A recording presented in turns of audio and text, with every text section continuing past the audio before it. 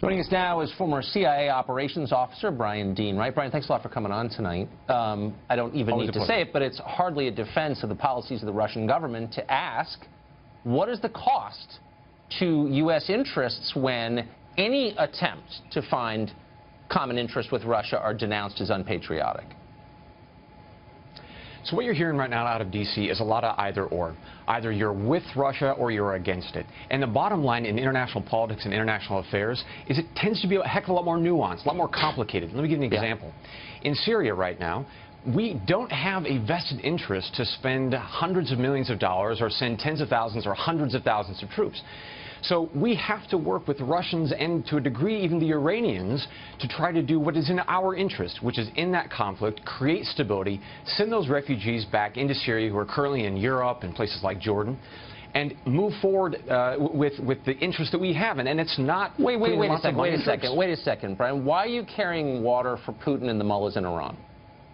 And I'm joking, but that is exactly the response you get from otherwise sober-minded foreign policy experts when you make the point that you just made, which in a normal moment would be considered totally conventional and obvious. So what's the cost to that? If you can't say simple things like that out loud without being attacked, like what happens to our foreign policy? Well, I think a lot of people don't understand how foreign policy works, which is we don't have friends, we have interests. Exactly. And we have temporary alliances, and that's how global affairs works now. That's how it has always worked, and that's how it will continue to work for many decades, if not centuries to come, because things change. So unfortunately, there are areas where we do have to collaborate and cooperate with the Russians. That doesn't mean, though, that we can't be honest about the fact that they did what they did in 2016. And I believe that as former intelligence officer, they did meddle, and I think that we have to hold them to account. But our relationship with them is complicated. It always has been for decades. The Russians have been running anti-American propaganda efforts literally for 100 years. They invented the idea the moon landing was fake, that AIDS was created in a laboratory by American scientists. You could go on and on and on. We know this. But just to, and this is, again, I hate to say it because we're in the middle of a witch hunt, I feel I have to, this is not a defense of the behavior of the Putin government. It's merely an acknowledgement of reality. They're not the only country that seeks to undermine our position internationally. Can I get an amen to that? Well, preach on, brother, because, I mean, look at China, of course, starting back in the 90s, giving a whole bunch of money, certainly to my party and to others. You go back in the time the British, in the run-up to World War II, had an office in New York trying to influence us to get us involved in the war. This happens every day. That doesn't minimize, well, indeed, although I think probably Pearl Harbor was much more of an influence on that than what the British did. But the point is this. We have complicated relationships with people all around the world, and we always will. That doesn't mean that we don't hold people to account and we don't push back and, in fact, in some cases, strike back very firmly. And that's what we need to do with Russia and Vladimir Putin. And we need to be honest about what he does to his own people.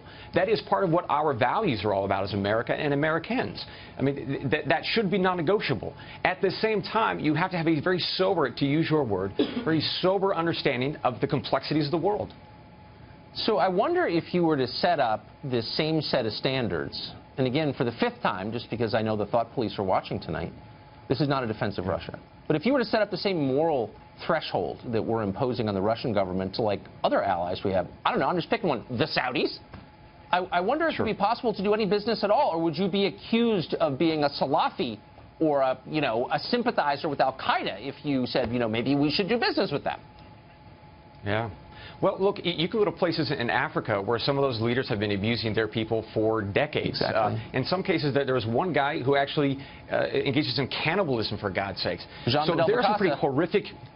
There's some pretty horrific people out there in this world that we have varying degrees of relationships with, and it is tough, it is hard, and sometimes we have to give and sometimes we have to take.